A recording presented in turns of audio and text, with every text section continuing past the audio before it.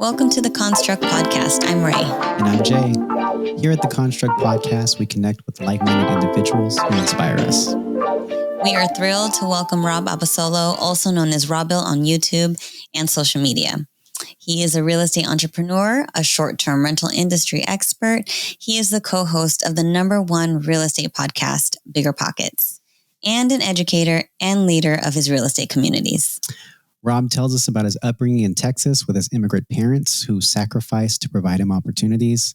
And he dives into how he and his wife, Ashley, got their start in Kansas City and Los Angeles, and how their first house hack grew into what is now a $12 million 40-unit portfolio today. So my favorite thing about the conversation, and I'm a little bit biased because I work in the arts, but was learning about his initial passion for the arts and his experience about being in improv and wanting to be a musician. So I think that was a great way to kind of segue into how he, produces his content, because his content on social media is very fun. It's creative, it's quirky, and all while he's educating thousands of people, across the nation about what he does in real estate. Yeah. And my favorite thing is that he dives into the different communities that he's created. So he's created a mentorship that I'm a part of as well, that focuses on teaching about short-term rentals. So he has Host Camp. He also has a community that teaches about, clamping.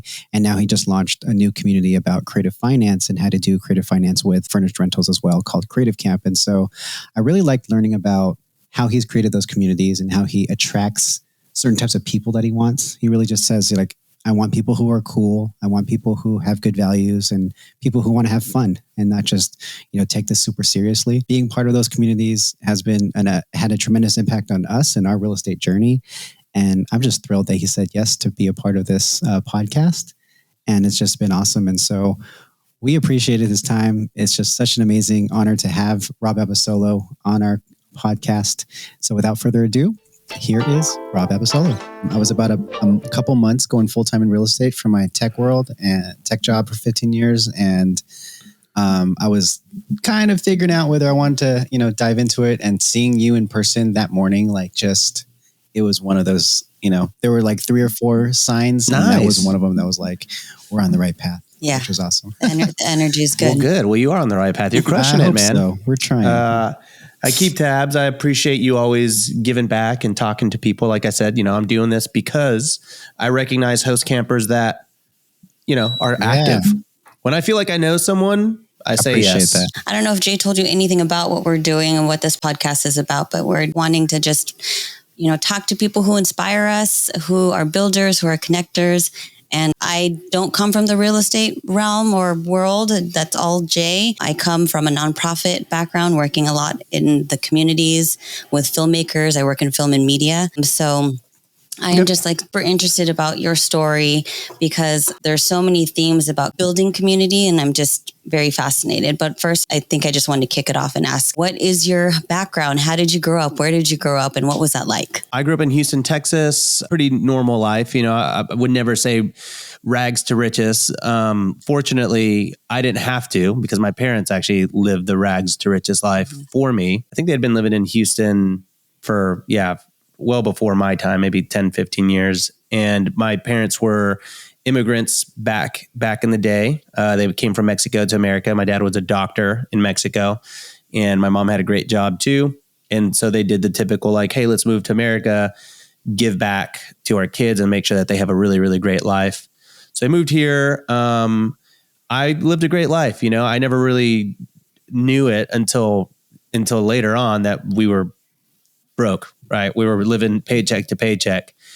But it was still one of those things that, even though I didn't particularly suffer, as a kid, kids are always happy. This is something I always think about. Anytime I'm stressing about money or financials or anything like that, I look over and my kids are jumping in the mud. And I'm like, okay, so the only people that care about this stuff are adults, And I really try to remember, kids don't care about this kind of stuff. And I really didn't know, but there's definitely a lot of signs where friends had certain things that I didn't have. I remember one day I came home And my mom was crying at the kitchen table. And I was like, what's going on? This was like 7th grade when I got my cell phone. And she was like, you texted over 500 times. And I was like, okay, what's the big deal? She's like, our bill is $300. And she was like crying. And this was back in the day, you had to pay for text. Pay for each minute. So, yeah. So this was like a moment for me where I was like, oh, okay, we actually like, we don't have money kind of thing. So it did always kind of influence sort of, okay, I know that my parents are working really hard. They always had extra jobs. My dad was unable to carry his doctor's license over to America. And so he was like a medical assistant. I remember one time he got a job and he quit within 2 days. I'm like, what's going on, Dad? Why'd you quit? You know, you worked so hard to get this job. He's like, they had me cleaning toilets. And my dad made minimum wage for like the majority of his career as a doctor in Mexico. He moved here and he just got jobs that wouldn't recognize it and wouldn't recognize how smart he was. And so that was something that I saw pretty often living in just like a decent life in Houston, Texas. I could see how hard my parents worked. And I was just like, this is life, you know? But many times I was just like, I don't want this for my family, for my parents. They're too smart for us to live like this. So I think just kind of growing up, I tell the story because it really influenced who I was and who I would become. A very hard worker that wanted to sort of break my family free of poverty, basically. And so that's really been at the forefront of my entire mission and what I want. I want to make money so that one day I can pay for everything for everybody in my life kind of thing. So that was me. Like I grew up really normal. Just seeing that made me want to work hard. I ended up going to college in Austin, Texas. I majored in advertising and I became a copywriter at an ad agency. Didn't make a lot of money, was tired. I think my first job paid me 40 grand a year, which I thought I was going to be rich until I got the paycheck. And I was like, oh, there's nothing here. Taxes, they suck. And yeah, man, I went to school, got within like, a couple of years of getting out of school, kind of living the grind, not making a ton of money. I think my wife and I accumulated $20,000 in credit card debt. We had $60,000 in student loans and 80 grand in debt. That sucked. That sucked whenever you didn't make a lot of money. So pretty clearly something needed to change in my life. And it was the money thing. And so that's kind of what eventually led way to the whole Airbnb thing and how I ended up falling into that. I'd love to go back. I mean, I think something that Filipinos and Mexicans can always relate on is just the immigrant journey and, the parents setting a foundation for you to be able to succeed. I know that there are plenty of Filipinos, not particularly my parents, but plenty who come with different medical degrees or different expertise, but it doesn't necessarily apply. So they do have to go through the experience that your parents did and your father did. I want to flip that into a positive. What do you think that did for you on the positive side of things? What type of edge did that give you, or type of advantage that did that give to you mentally? For me, what it came down to was that I felt it would be disrespectful to my parents to not succeed. My parents gave up everything, right? And I was like, okay, I know what I got to do. My dad gave up being a doctor. So whatever it is I go and do has to be something in that world where they can look at me and they can say, I want my dad to look at me and say, hey, it was worth me giving up my medical degree that I went to school for many years in Mexico to then move to Texas and work minimum wage for my whole career. It was worth it. That to me was like, I have no choice. It would be utter disrespect to everything my parents gave to me for any other outcome to happen. And so that to me, it just kind of created there was no option. And so it was kind of one of those things where I was always trying to figure out how to make money all the time. Like my friends made fun of me for it. They always gave me shit for it. Like they're always like, Rob, you're always trying to make the deals and you're always trying to get deals, and all that kind of stuff. And they would just, poke fun of me. It wasn't anything that I ever like was super sad about or anything, because it was true. Like I was like a hustler, right?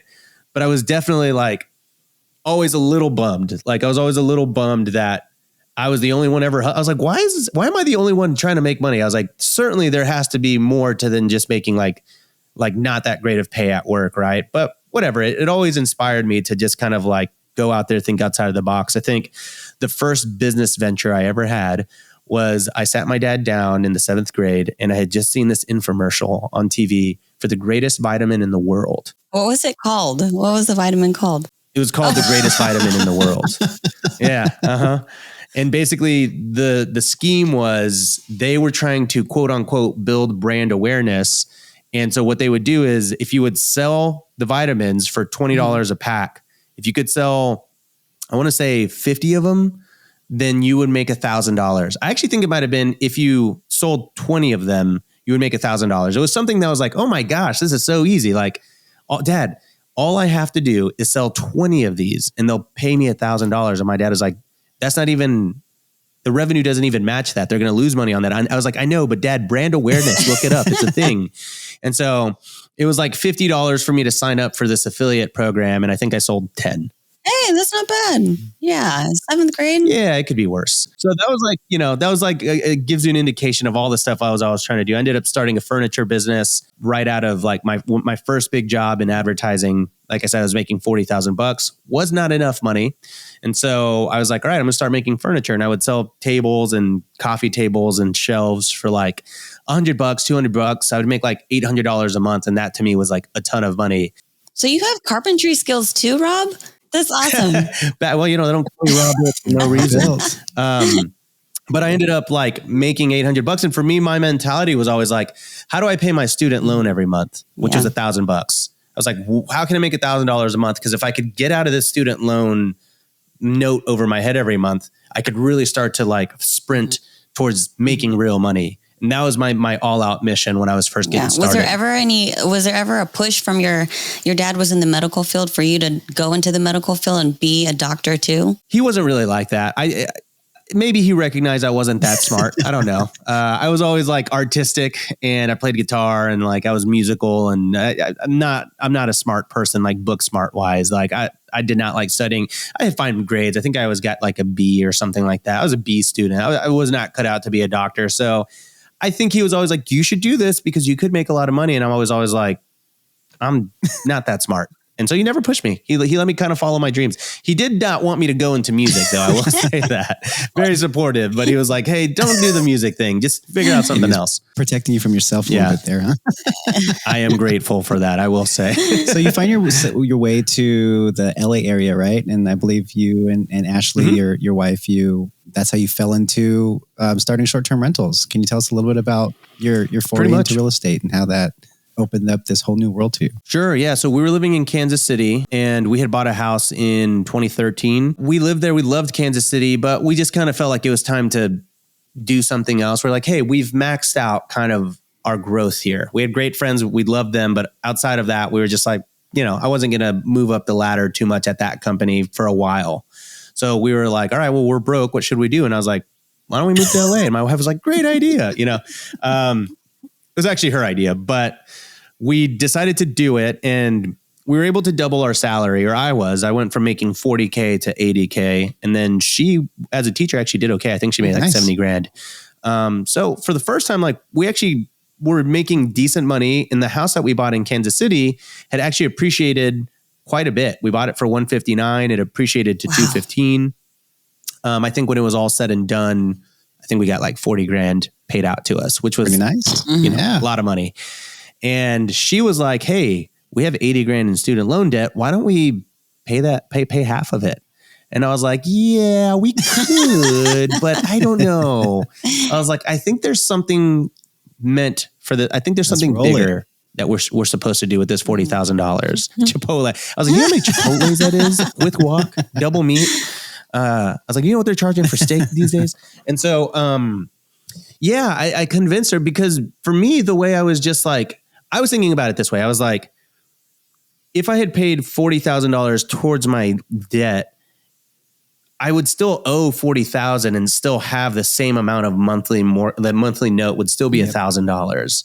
And so I was like, yeah, I could pay $40,000, but my life is actually not going to change. I still have to pay $1,000 a month, which sucks. So we moved to LA and we rent this tiny little apartment, like 660 square feet.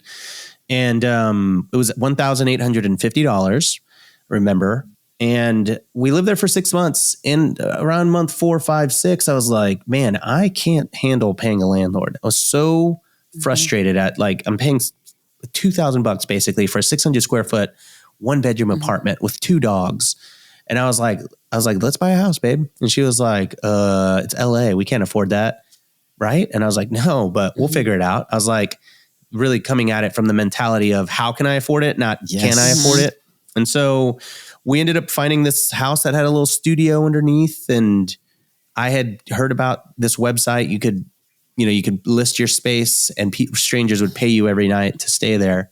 Obviously it's Airbnb. And I told my wife, I was like, look, I think if we buy this house, we could rent the bottom room and make like $2,000 to $3,000 a month based on like everyone's calendars are grayed out this many days. I'm calculating it. This was before sophisticated comping really existed.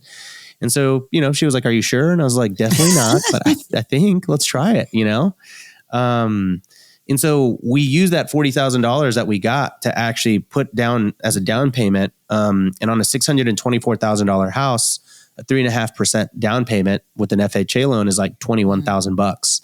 So we had some credits and things like that. All in, I think we were in $18,500 was what we put down on that house. So that was kind of like the first. It was scary because my house in Kansas City, 159, literally buying a house that's 4 times as much. And I was embarrassed, to be honest. I was embarrassed to tell my family, my friends, because I worked with regular people that lived in LA too, and they know how expensive real estate was. So when they would hear me say things like, how much was your house? Or not like, wait, you bought a house or whatever. How can you afford a house? I always felt stupid because I'm like, they make more than me. And they're like, son, that I'm doing it. Am I stupid? But that's just kind of how corporate America, everyone sort of wants to conform to like the norm. And like the moment you sort of break out of the norm, it's kind of like everyone's, it's just one of those things that's always met with a little like, interesting.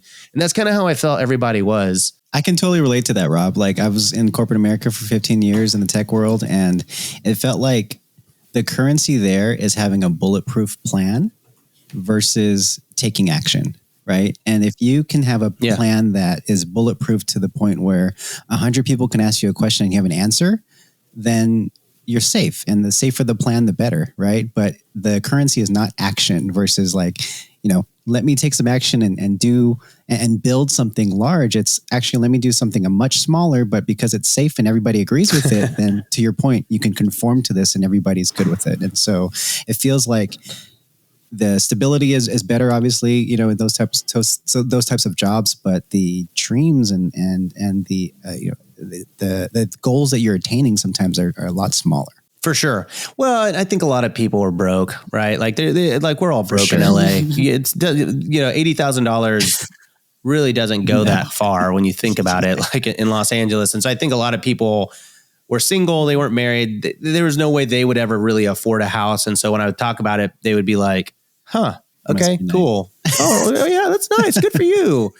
And like you're like, what the hell is this guy doing? I don't know. Like I think it was like that kind of thing. But I knew I had a little bit of I was like, I think this is going to work, right? Like house hacking. I had tried it in Kansas City. I rented a room to a friend. He paid me $400 on my $1,100 mortgage.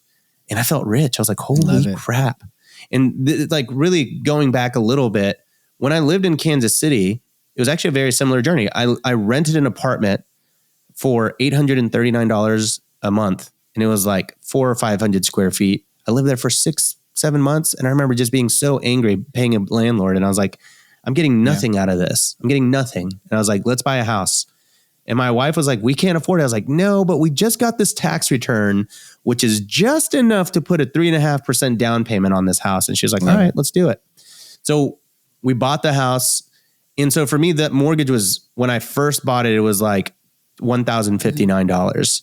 And I remember thinking, okay, so here is what's going to happen. I am going to figure out how to make $200 extra every month so that our living expenses don't actually change. And that was like, I was always doing little things, I was like trying to figure out, hey, buy this thing from Craigslist, sell it over here for like the $20 profit. Like guys, the thing I would do for an extra $20, I would never speak of on this podcast, but yeah, I was literally always just trying to like make money. Right. And so when I had this friend that moved to Kansas City, I was like, dude, you should live in in one of our guest rooms. I'll charge you $400, all bills paid. He was like, great.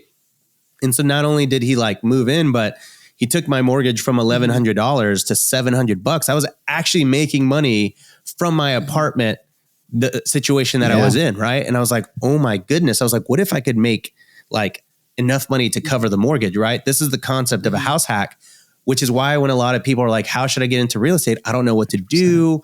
Like, I'm scared. I can't afford it. Or what market should I choose? I'm like, dude, you're overthinking it. Just share a room in your property. It's going to be a little uncomfortable, but I promise you it will kickstart your real estate journey. I owe everything I have to house hacking. I was so grateful to it. And that's really what ended up sort of propelling this idea in Los Angeles, where I buy this house. I have a studio. Well, guess what? It's house hacking. That's all I was doing. It wasn't anything crazy, but I just had calculated this little studio, guys, 279 square feet. That's how big this place was. It was not large. That's a third-car garage. Less than that. Exactly. It was just enough to cover 50 to 75%. Like it worked, right? And that was sort of like the big jump in my career. And obviously at that time I was living in an apartment. So my wife's like, what are you going to do with this apartment? And I was like, there's this website where you can list your space to strangers and they will pay you. And so today that's called rental arbitrage. Back in the day, it was called Don't Tell Your Landlord. No, I'm just kidding. I went to the property management desk in there and I was like, hey, do people hear Airbnb? And they're like, yeah, sometimes. I was like, so you guys don't care? And she's like, oh, I don't care. And I was like, good enough for me. And I like went back and I was like, they don't care. Obviously now in retrospect, they were making $10 an hour. They had no idea what Airbnb was. It was 2017. It wasn't new, but it was Wild West still. So I rented that on Airbnb, and that's kind of like what kickstarted everything for me. Oh, that's great. That's such a great story. We used to live in Hermosa, and I think back, because it was pre-kids, we were living in a duplex and a 2-bedroom. And I think back and I'm like, what if we ever did that? Like, what if we Airbnb'd that second room? Like, could we have done that? Yeah. And I think we just weren't in the mindset of taking action. And it was still a little bit early, but that's really what could have gotten us started. But we got started in different ways. Yeah. Well, dang, too late. Yeah. Woulda, coulda. Call it in. Might as well retire. You missed your boat. So you went from that, and then you just kind of exploded into multiple properties. Can you just tell us a little bit, a synopsis of how you grew your portfolio from there? Yeah, for sure. So I'm arbitraging one place that's making me $1,000 to $2,000 a month. I'm renting out my studio under my house. That's $2,000 to $3,000 a month profit after all expenses. And by the end of it, I had no mortgage. My mortgage was $4,400, completely paid for by this Airbnb thing, right? So I'm like, all right, my living expenses are zero. It would be $4,400 otherwise. I was like, how do I do this 10 times? If I could do this 10 times, holy crap, I'm going to make so much money. And so, I called my best friends at that time. I'm like, guys, this is crazy. Let's go rent apartments. We'll list them on Airbnb. It's going to be great. I think we ended up getting 2 more rental arbitrage units. And then that's going well. That's making some money.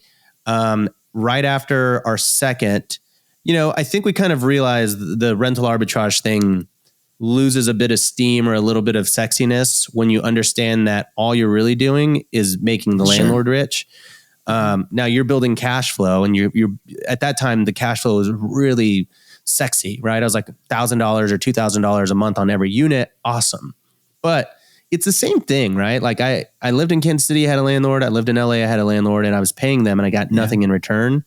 I got a little in return with these arbitrage units where I was like, okay, I'm making some money, but if I don't own this, like all I'm really doing is, I don't know, building a miniature job that pays well, but it's still like, that's all it really is, I've right? heard you say this before, that, cash flow makes you rich, but equity makes you wealthy. Yeah, absolutely. Absolutely. And that's something I figured out, right? I'm just like, okay, like I've sold my house in Kansas City and I had made $40,000 on it. And that's like, holy crap, that's a lot of money. That's like 2 or 3 years worth of cash flow from an arbitrage unit. So it's obviously like front of mind for me, right?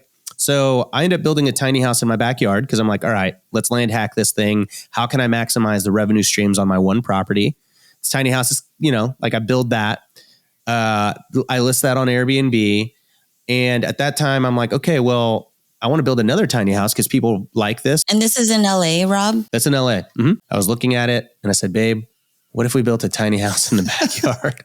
And she was like, are you sure you can do that? And I was like, no, and she's like, she's not a naysayer, but every astronaut needs their tether.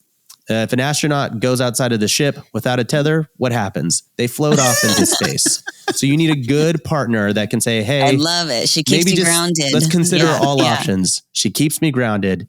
And that is the importance of a good real estate business partnership and a life partnership, is someone that can keep you accountable and say, hey, I love that you're dreaming big. Let's just make sure that there's some guardrails in place. Otherwise, I'd be, halfway to Jupiter by now.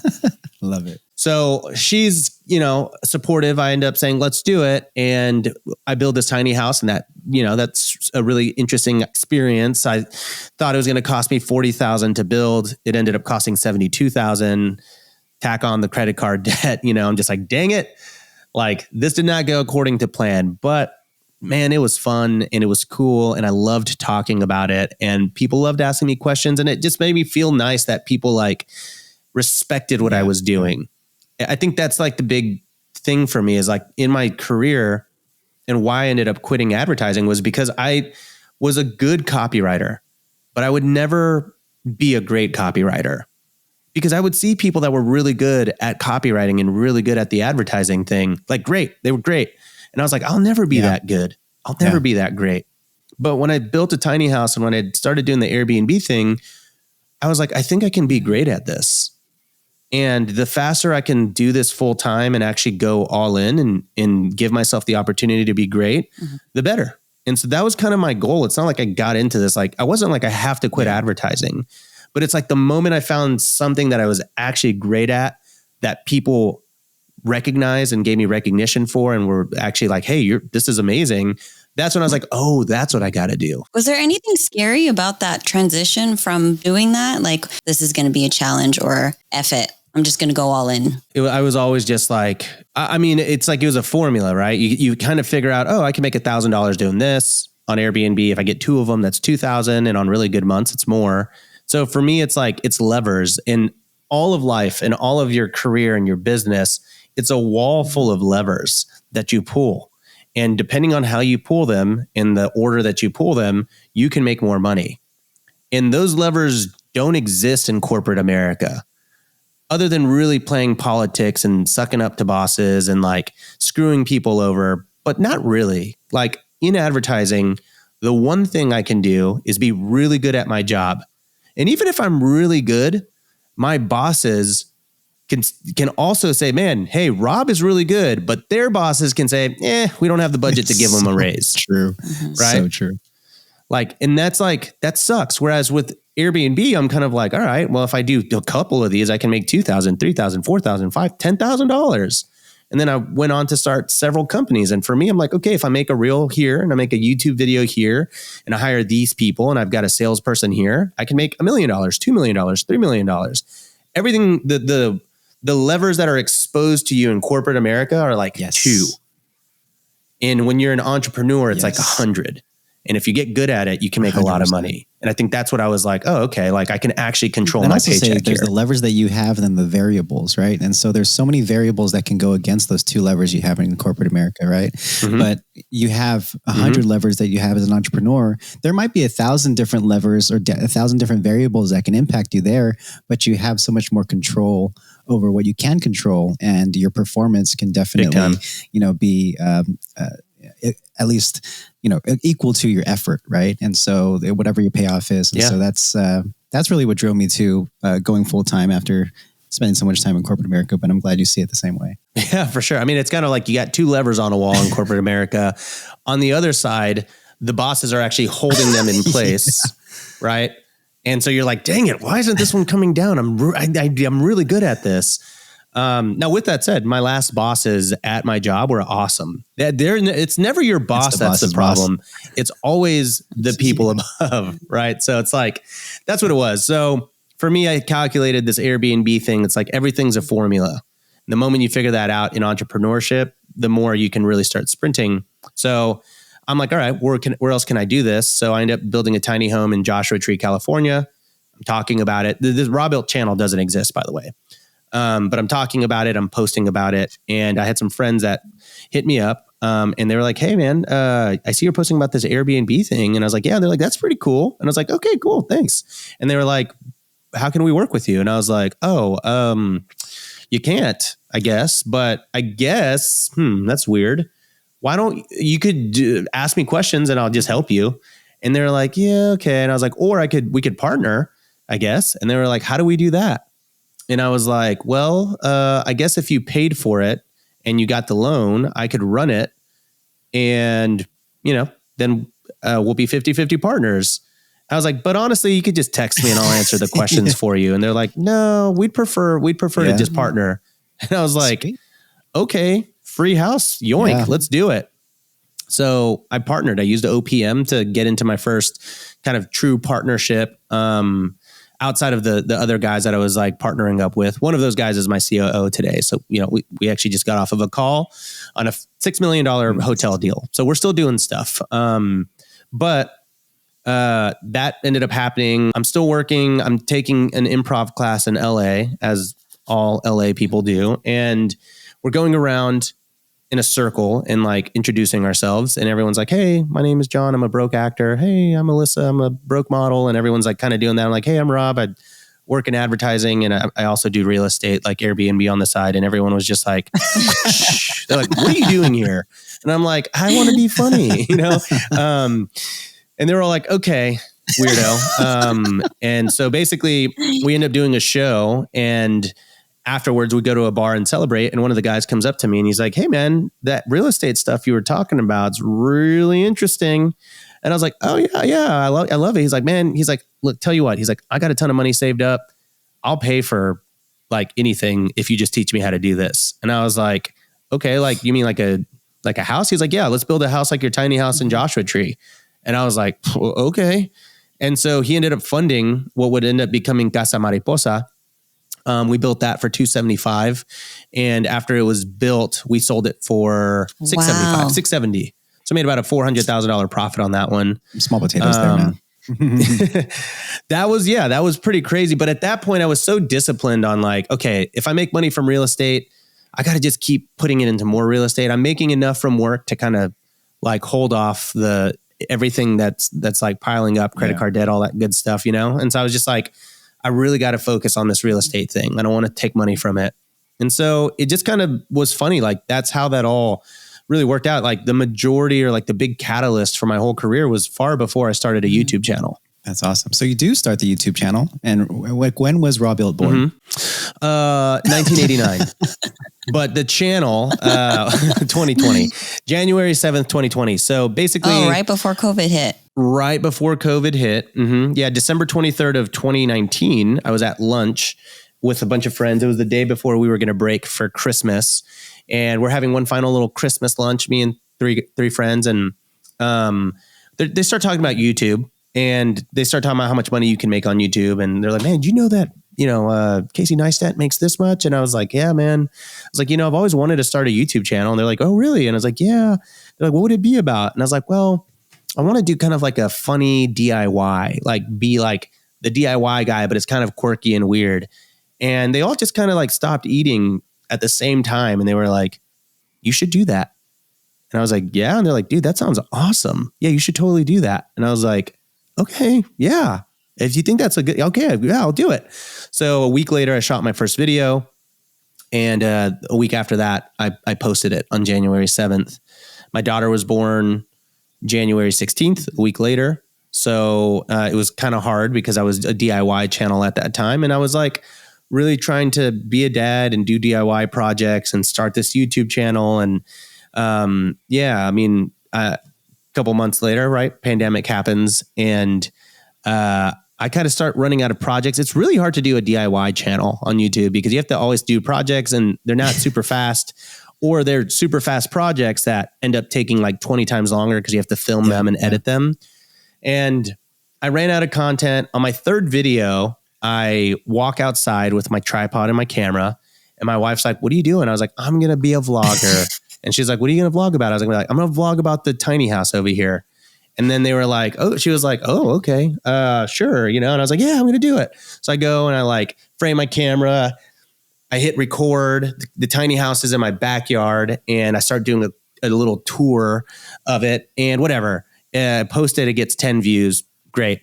6 months later, I'm doing my thing. I upgrade my camera and I look at my analytics, and then all of a sudden I have like 2,000 views an hour on this video, the third video. And I was like, what's happening?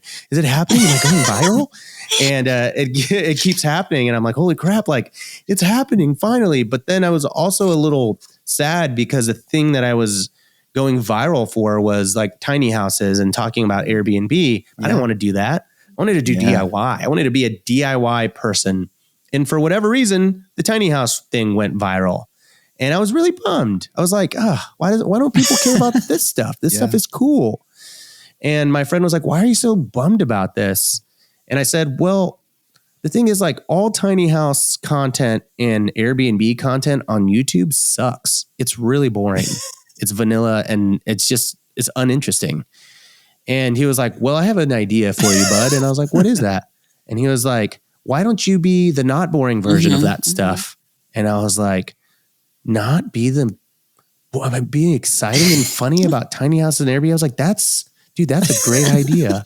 And so I decided to go all in and do that. And like literally video after video kept popping off on the algorithm and I blew up. And 6 months to the day, like I got 1,000 subscribers and that was like my life goal. And I was like, oh my gosh, I did it. And I was like, well, I guess the next goal is 5,000 subscribers in the next 3 to 4 years. If things go this way, this is awesome. And I got 5,000 subscribers the next week. And then 15,000 the next week, and then 25,000 the next week. And that's kind of how the Robuilt platform actually took off. 250,000 plus or more, right? 268,000. Yeah. I mean, who's counting? Small kind. 268. And so that's just amazing. So we can relate a little bit where it was actually in December when we said, hey, we should try this podcast thing. And within like a couple of weeks, we just got our equipment and just said, let's start. It was important for us to start and do something before Christmas break because you can lose a lot of momentum. And so we actually just filmed our first video. We actually had a fake mic. So we actually had the mic, but we didn't have the right XLR cords. So we had a mic that was basically a prop. And it was just our camera wasn't even set up. We just had our laptop cameras, the shittiest, video and all that. But we just recorded. But you got started. And the momentum began before the new year started. So we went into the new year with momentum. And here we are. We knew that, this podcast is just going to slowly grow into whatever it grows into. But as long as we get the momentum going, take action and be consistent, it'll turn into whatever it's intended to be. And here you are. And look at you now. Here I am. Which is amazing. So you have Robuilt. It's 268,000 today. Bigger Pockets has been such a big part of my real estate journey. So I was one of the people that was listening to Brandon Turner way back in, 15, 16, Me too. 17, and was just on the sidelines because it was just this thing that I had to listen to and I wasn't taking action, but I was preparing myself mentally, opening my mind to all these different things. And you get on Bigger Pockets and they invite you to become a co-host of the actual podcast when Brandon Turner decided to move on. Tell us that story. How did that happen? Well, that was, my life goal, like career-wise, was to get on Bigger Pockets. And I was living in Tennessee at the time, and they reached out and they're like, we'd love to do a podcast with you. And I was like, me? I was like, yeah, let's do it. So I do it. And totally in my mind, I remember we exited, I closed the laptop and I was just like, oh my gosh, I blew it. I was like, they didn't ask me anything I thought they were going to ask me. I completely botched this answer. If I could just go back, I wish I could just change everything, And I was so sad, but I was like, whatever. Like a month later, it goes live and Tony Robinson texts me and he's like, dude, that was an amazing episode. Like that was one of the best episodes I ever heard. And I was like, really? And he was like, dude, it was good. And I was like, oh man. And then people started tagging me and texting me. And I was like, man, I was like, okay, maybe it wasn't that bad. And I went back and listened to it. I was like, well, it's about as bad as I remember, but hey, other people like it, I guess. And that was kind of like a big life goal for me. 6 months later, I'm shooting an HD TV pilot and, it's going all right. Like pilots are one of those things that aren't all that, I don't know. It's a lot of work for the chances of it not actually going through is pretty high. And I was like, okay, well, whatever. It might happen. It might not. And the week that I was supposed to find out if it was going to go through or not, I get a call that's like, hey, would you be interested in stepping in for Brandon? And I was like, me? Why me? I'm nobody. And they're like, well, you had a great episode and people really, gravitated towards you and this and that. And I was like, okay. And they're like, well, would you be interested? I was like, let me check my schedule. I was like, yes, I'm interested. Are you kidding me? Act like you've been there before. Yeah. And I was just like, really like, I was like, I hope this HGTV pilot doesn't go through because Bigger Pockets is way, way, way better. And HGTV passed and Bigger Pockets did not, like within the same day, that's the incredible. day or two. And it was just like, it was crazy. And I couldn't believe it. And my whole life has obviously kind of changed as a result. That's amazing. How many podcasts have you had with Bigger Pockets? It's been probably a couple hundred episodes at least. I want to say at this point, like 200. I mean, we do 2 or 3 a week. So I've been doing that for like 2 years now, 2.5 years, somewhere in there. So probably like 250. That's amazing. The next thing we want to get into is you decided to start your mentorships and you have what's called Host Camp for people who don't know what that is. Can you actually explain what Host Camp is? Yeah. Host Camp is a mentorship program where I teach people how to start, scale, and optimize their short-term rental businesses. We've got about 2,800 students at the moment. And it's one of those things that started off, I just wanted to teach people. And I think the first cohort I ever had was like 200 people. And it just kept growing to the point where my students were actually a lot cooler, a lot better than me. They were making more money than me. They had way cooler properties.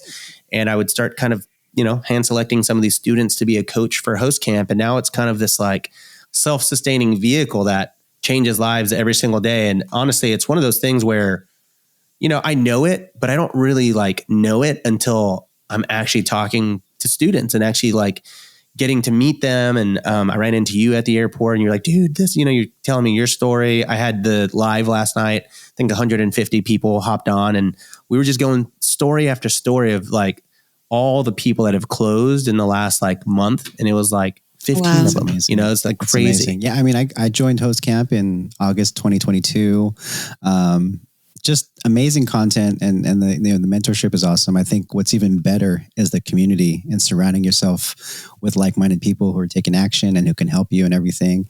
One question I have about that is you have a certain personality and you have characteristics and values that are important to you. What's your approach in creating the community and ensuring that they have some of those values and characteristics that you hold true? For sure. Well, luckily, I think that I tend to attract very similar clientele, or like very similar students because like I have the biggest YouTube channel in the Airbnb space. There's another guy out there who's pretty similarly sized. We go neck and neck on subs, but he is a different version of teaching Airbnb, right? And so I get a lot of people that will come to my YouTube channel and they say, dude, stop with the goofy shit.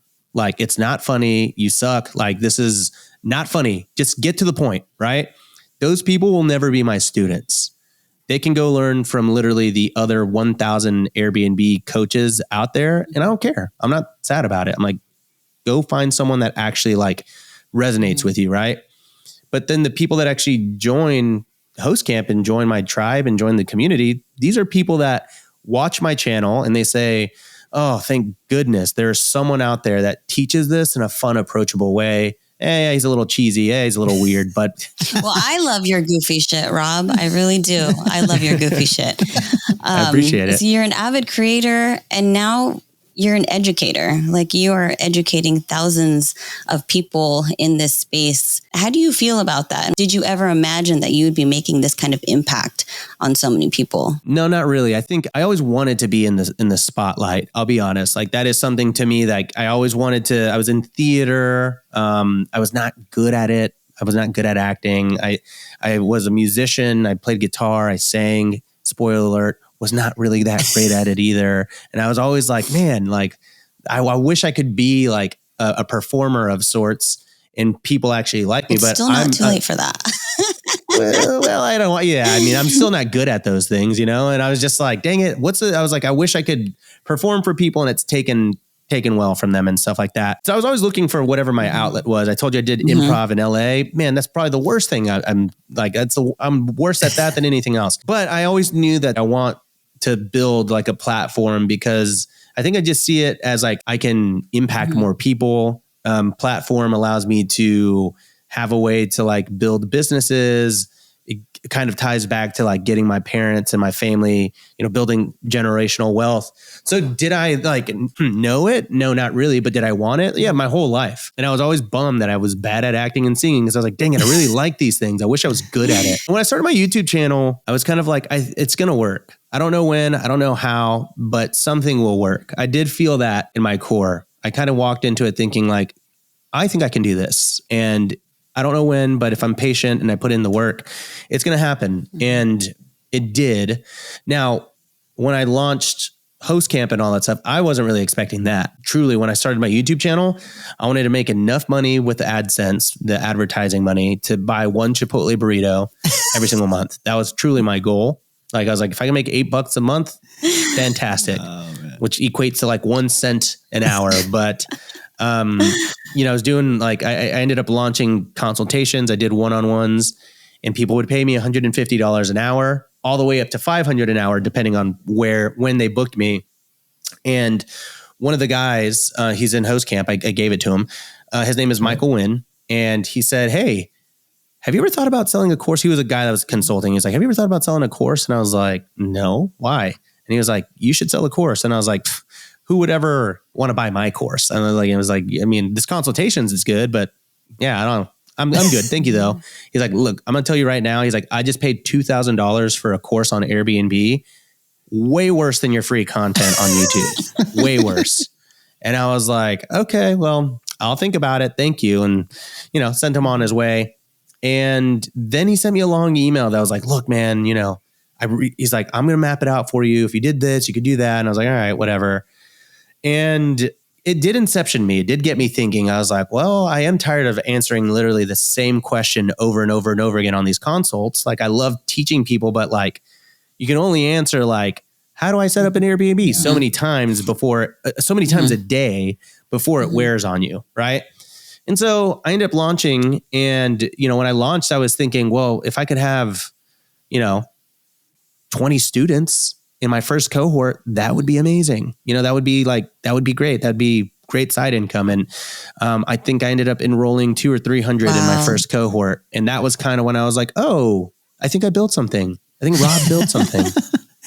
So you got 200 and in your first cohort for HostCamp, and then you started Glamp Camp, which is focused on glamping. It was vice versa. I started Glam Camp first. The HostCamp came shortly after. So how big is the Glam Camp community now? So that one was just like a one-time cohort. That was, I think, that was the one that was like 300 people or so. Maybe I think it ended up being like 250. And then I ended up actually, because like I really truly hate kind of reselling and repitching people who have already paid an enrollment fee to like be in my community. So when I offer like a new thing or like a new service, like I take it very seriously. And I'm always like, whatever I offer has to be very different. And I didn't really pitch them on HostCamp. What I ended up doing was I said, thank you so much for being the first people to ever believe in me.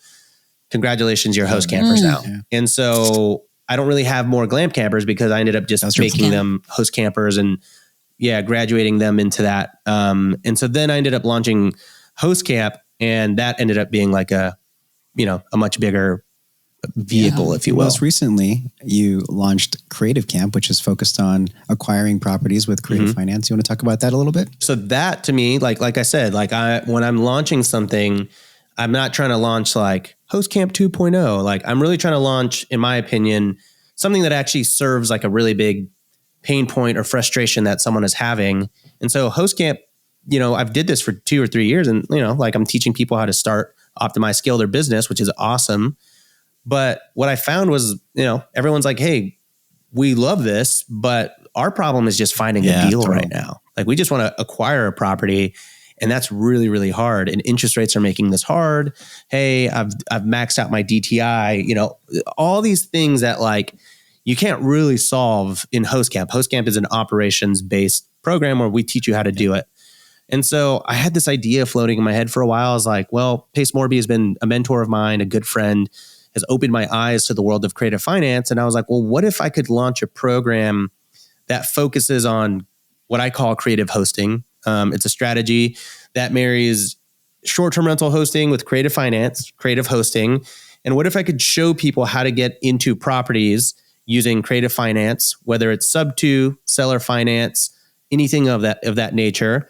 I could help them get into properties without needing tax returns, without needing really low debt to income ratios, without needing to run their credit, and actually help them obtain a property and basically cut out the bank. And so I was like, okay, that's creative finance, but I didn't really want to do sub-2. Like Pace teaches sub-2. Like I'll never be Pace, and I never want to be Pace. He's amazing. He's the greatest out there. So for a while I was like, well, what am I really launching here? Because sub-2 exists. And so I decided, I was like, well, I'm not going to teach people how to like go out and do this, skip trace and all that stuff. I'm going to teach them how to connect with other people who do this on their behalf. And so that kind of gave way to this idea of Creative Camp, where we teach very simple ways of getting creative finance deals. We do teach some of the some of the more complicated things, but that's all optional. I think the idea is more like, hey, we've got a deal pipeline where there's already some creative deals in there. We connect you with wholesalers. We connect you with unicorn realtors. We teach you like really simple methods of calling an agent, pitching them on creative finance. And it's really kind of been nuts, honestly. I honestly can't believe how much success and how many students. I mean, I'm telling you that we're in April 2nd right now. We launched January 7th was the official start date.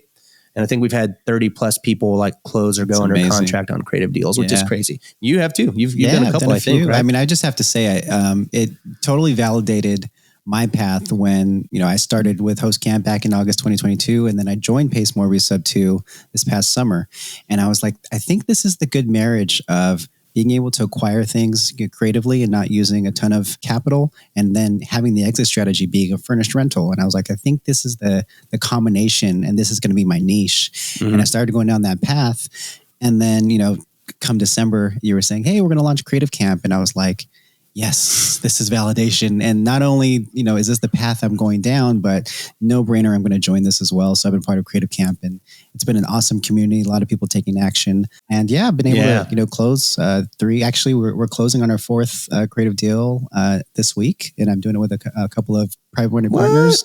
Dude, that's and it's wild. Awesome. And we're doing a couple of them as furnished rentals. One of them is going to be a long-term, but just the amount of action that you can take being part of these communities. And I want to thank you and thank, all the people that create these communities. Oh man, thank you. I think the communities of like-minded people that are taking action, it really makes the difference. When, some people are just like in the corner by themselves trying to figure it out, you're not going to be able to figure it out by yourself. You need either a mentor, or you need a community, or both, to be able to get you through and figure out how to find your niche and find your path. I mean, that's how I feel. It really doesn't make sense to me because obviously I've got an online presence, and like so many people are like, oh, this guy, he's just selling courses. He's a scammer. I'm like, man, I was like, the only people that ever talk that way are people that don't value education and have never paid for like a community or a mentorship, because like you talk to people that are actually in the community, it's like you, right? You're like, oh my gosh, like I've met so many people that have gone through the hardships and they've ascended. And now I only get to talk to people that take this stuff very seriously. They've taken action. They own properties. It's a very different avatar. It's a very different person that you can actually converse with. Like I can throw down with any of you, right? You and I could talk real estate for hours, and we would never run out of things to talk about. Whereas I could go to a free meetup and talk to other people that have never actually invested in real estate or don't really have a community. And it's just a very different conversation. And I'm not saying you have to do it, but it's funny because there's so many people that are like, he's charging so much money for what you could Google. And I'm like, well, first of all, what you Google will be me, my free because content I'm the one that puts the free content out there. You're welcome. And secondly, I'm not selling education. I'm selling community. Like there's a reason my best content is free on YouTube. It's not because I'm like, I don't have some grand master plan. I genuinely want you to learn how to do it, so that you have a foundation and in a good sense of like, okay, this is how I do it. So when you join my community, you can actually get started and not have to work through like the basics 100%. And everything. And there's it's supposed to be 3 people you want in your life. You want to have a mentor to show you how to do things, someone at your level, like a peer that you can do things alongside, and then someone that you can mentor as well, or at least help along that's not in the same area that you are in. And so these communities unlock that for you in an instant, and you can find those 3 types of people or multiple people at those levels so quickly and easily. And so Yeah, I totally agree with you. It's less about the content of the mentorship. It's more about the community of like-minded individuals, which is... And good people. Like going back to your comment about like, how do I attract these people? Well, I mean, first and foremost, like, yes, I attract like people that like that kind of content, right? But then I also like at the same time have rules in the Facebook group that's like no assholes allowed. And same thing with Airbnb besties, like no assholes. I kick people out if they're mean, if they're trolls. I'm like, dude, you don't have a place here. Like we're all nice. Collaboration over competition is the most important lesson you can learn in any business, because the faster you learn that like you actually go so much further is whenever you actually have someone that can like run side by side with you towards your goal. I think that's a great just statement to say, because I think it applies to so many different spaces across many different sectors. I do want to shift gears a little bit, and I have just really enjoyed learning about your journey, Rob. And like, I think you've made such an impact on Jay's life, which has made such a, a huge impact on our life. I am still continuing to learn more about the real estate game because I'm not in it full time, but we share this tiny office together. So I kind of learned so much through osmosis. But I do just want to learn about how you are balancing all of this, like just in your own personal life. You talk about how Ashley is such a, she's grounding for you. Like, how do you balance, everything that you've built with family life, with marriage life? And, how is that for you? Or instead of the word balance, maybe integrate, right? Yeah. How do you integrate it all? Hard. I don't know. That one I'm still figuring out, I got so many things that seem like they're figured out, but that's one that I'm always working on, I do have 2 kids and I do work a lot, and I'm 2 steps away from getting Post Malone's tattoo under his eyes that say always tired. Like that is me. I've never woken up and thought, oh, that was great. I'm always like, dang it, I wish I could sleep 2 hours, So I don't know. I do my best to really give time to the people that are important to me. And I just cut out, I say no to a lot too, I get pitched all the time for businesses and ideas and affiliates and this and that. And I just have to say no. And it's a bummer because I'm such a yes man and I'm such a people pleaser and an extrovert. So saying no to stuff sucks because I wish I could do it all. But sometimes you have to say no so that you're able, if you say yes to everything, you're actually saying no to everything. I think it's some version of that phrase. And that's kind of how it is. Like if I give too much attention to everything, then really everything starts falling apart. And I kind of saw that, right? Like I've seen that in my different companies. Like I've started building out companies, doing different services, hiring different people. And the more I feel like I step away from it and empower people, the more it gets away from me. And so, I've made some changes to my organization. I've hired different people, and I've actually stepped right back into my companies, and I'm leading a lot more calls in host camp, creative camp. I'm a lot more involved in my real estate portfolio, re-optimizing that. So for me, I think it's better to just keep a small group of things that you focus on versus focusing on, I could launch 15 businesses tomorrow. That would probably make a lot of money, but it would make everything else suffer. So I'd rather just focus on my core, like 3 or 4 things, which is still kind of a lot, to be honest. But if I can focus on that, then I think I can stay somewhat balanced from the career standpoint. And how old are your kids? 2.5 and 4. Oh my gosh, you're in the thick of it. Yeah. The dust has settled a bit when my son was born. The second one, that was a little rough for us. That was a very difficult time because that was like they were 9 months apart or something like that. But now they're self-sustaining. Mostly. We're pulling through. We have a 3, 6, and 9-year-old. And once the 3-year-old's potty trained, I think we're gonna get over the hump there. Finally. Yeah. We're close. Nice. We're close. Yeah. So how do they see you? How do they view you? Like, do they know, that their dad is big time? Big time Robuilt. Oh, I'm famous. I put it that way. In the real estate community. Listen, when it comes to short-term rentals, I'm famous. No, I'm not. No, they have no idea. They have no idea. I'm just dad to them. And I'm not sure they'll ever, I'm sure by the time that would ever click to them, my time in the sun or in the spotlight will be over. So for now, I'm just goofy dad. And I'm good with that. You talked about your portfolio growing. Like, good. Can you tell us what does your portfolio look like and how much of it can you share? I have about 40 units right now comprised of short-term rentals, and I have a hotel. Well, I guess it's more of a motel. And I think it's portfolio worth like $12 million, something like that, maybe more. And then we're always just like working on like development hotel deals in the background. So right before this, I was on a call for an hour for like a $6 million 45 unit deal in California. And then co-hosting, I was on the same call and we're thinking about picking up, I say that casually, a 145 unit extended stay motel and managing that. So we're always kind of like working on a bunch of different things. Like I've looked at and been pretty much to the finish line on multiple $8 to $12 million deals this year. They haven't worked out, sadly, but that is real estate. Real estate is like you underwrite, and try to get it to the finish line, and it falls through all the time. But yeah, we're always working on like bigger stuff. I don't really want to buy more smaller short-term rentals. I only want to focus on like, $6 to $12 million purchases at this point. I might have one that I'll text you about later. Yeah, please do. 2 more questions. So what advice would you give your younger self? My boilerplate answer here is I would not give myself advice. I don't want to affect the future if we're living by Back to the Future rules. But my podcast answer is, I guess it would be, follow your fire. Like follow your gut. It was the thing that's gotten me to where I'm at. And so many times I doubted myself because other people would doubt my gut. But every time I listened to other people, I ended up losing. I was always wrong. Any mistake I've made or any failure I've had really has come from the result of listening to other people and not trusting my gut. So I would tell myself, whatever you believe in, that is the truth. And that's what you should be pursuing all out, not what other people tell you to pursue. I guess that's a cooler way of saying believe in yourself. Yeah. And then I guess just last, what message do you want our audience to walk away with? Life lesson, a takeaway, any specific message? I would say document everything. You don't have to document everything for the purpose of becoming a content creator or an influencer. It's likely that that's not necessarily going to pan out, but it might. Just do it because it's fun to look back. It really is. It's fun to look back at photos and understand where you were in that moment and how far you've come. And that might come into fruition from actually creating content.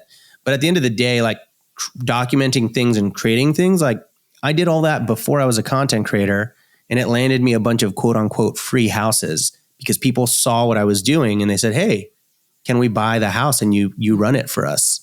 And documenting everything can open up every door for you. You need to have eyes on you. If you want investors, if you want people to reach out to you, if you want to partner with people, it all comes down to making yourself known. And again, that doesn't mean that you have to be an influencer. You just have to be known to your direct network. And if you are, it'll open up any door you want in your life. I love that. Amazing. Rob, you have been super gracious with your time. Thank you for joining our podcast. Thank you for having the impact that you've had on our careers and our lives so far. And we just want to thank you so much for joining the Construct podcast. Thanks for having me on. I appreciate it. Thanks so much, Rob.